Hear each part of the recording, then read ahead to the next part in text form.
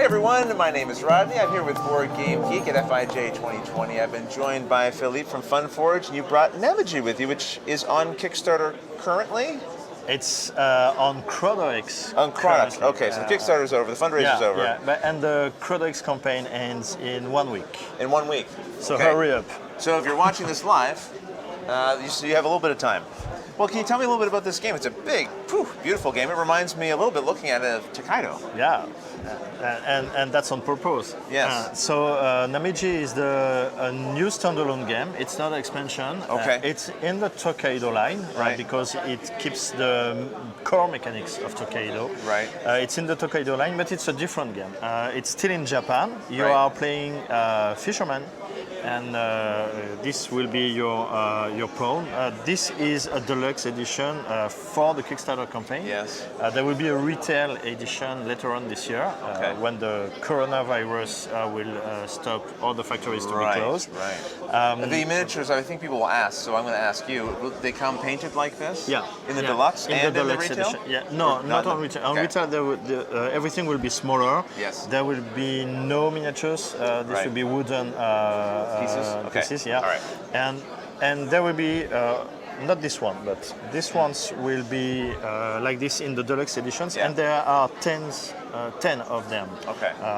We still don't have the 5 additional ones, which were stretch goals. Well, maybe for people who aren't familiar with the original game, you can give us a quick overview of what goes on in the game here. Okay, so in this game you are a fisherman, and you are trying to get at most point as possible from your fishing station. Your travels, yeah, okay. So you will start in your turn, and you will start to cross a path, exactly as in Tokaido. It's the same mechanics. Which means you can go as far as you like on your turn, right? Yeah, but you still have to stop at each intermediate and then point. Turn order is always whoever's behind will keep taking turns. Exactly, right? exactly. So if it was just a 2-player game, I might go boop. I can just keep going. Exactly, and you enjoy cannot each one go, of these. and you cannot go backward. Right. It's forbidden. Right. And the space at each station is limited. There is only 1 or 2 spaces, depending on the number of players. So this is the same core mechanics as in Tokaido. The station effects, of course, differs. Some of them are still the same. There are 3 panoramas, which are that we kept because people love the panoramas. Oh, it's so great, right? But in Namiji, the panoramas are not horizontal; they are vertical. Put one together for us here. So these are the dolphins, for instance. It's a 3-section ones. So because the idea was to dive into the sea. Right. So, okay, so you have some different panoramas you can collect, and you're trying to collect them all, right? So you have the dolphins, the octopus, and the whales. Right. This is a new kind of play in the game. It's the crustacean spot. Yes. You have some tokens in a bag. Right. And it's a kind of push your luck. So you will draw them. First one is a shrimp, that's okay, I got 1 point. Right. Second one is a shrimp, still okay. Doing great. 2 points. A crab. Yes. It's still okay. Oh, I got 1 additional point. But if I draw another crab, that's still okay. I get lucky. I pushed my luck too far. Okay. I lost everything. Okay. So you can draw as many as you want, but if you bust, then you're out. You have to stop at the correct part. Right. Gotcha. So, and the crabs you draw are valid only for the time you draw them. You can draw more crabs afterward. It's no problem. Okay. So this one gives you 1 point for each token. Yeah. Okay. You can go fishing by stopping to this spot. Fishing acts like this. These tokens are usually all of them are face down, but it's it was easier for the setup.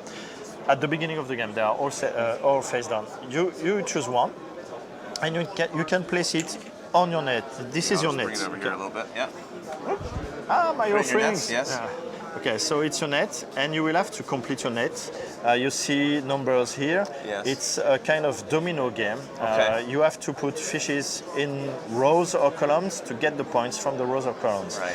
The rows of columns or columns can be completed either by using the same color or by using the same shape. Oh, same shape. Yes. Okay. Same I shape. see. I see. So yeah. and you have to mix them to get all the points right Okay. there.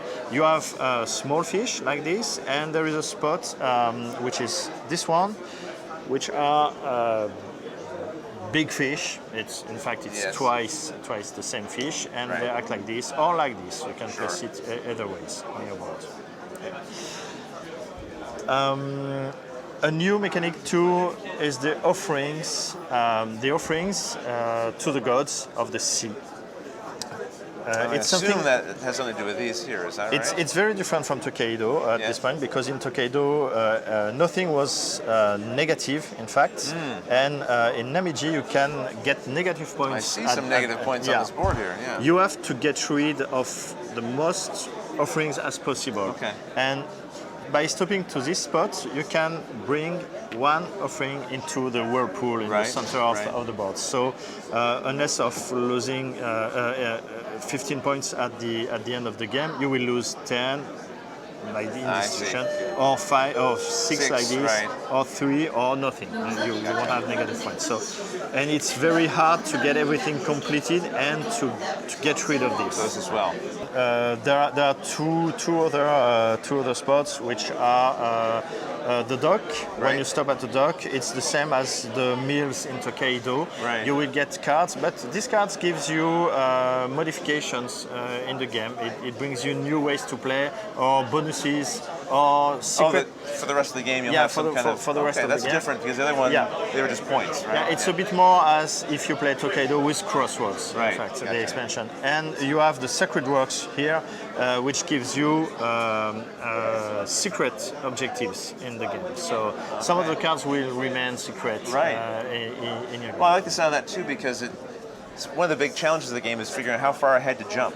Yeah. Right? Because maybe you really want something. Well, now you've got an extra incentive to maybe really want something, because it's going to help you complete an objective, right? So, okay, so this it's a bit deeper than Tokaido. Yes. It's interesting because it's for other people who played both games. It seems easier to handle than Tokaido, which is already very easy to handle, and it's a bit deeper thanks to this new mechanics in the game. So. And when do you see this being available for people to actually pick up? The people who are maybe crowdfunded it, when will it be available, do you think? The initial plan was to get everything in Baker's house through the middle of the year, around July. Obviously, because of the current situation in China, it might be postponed a bit.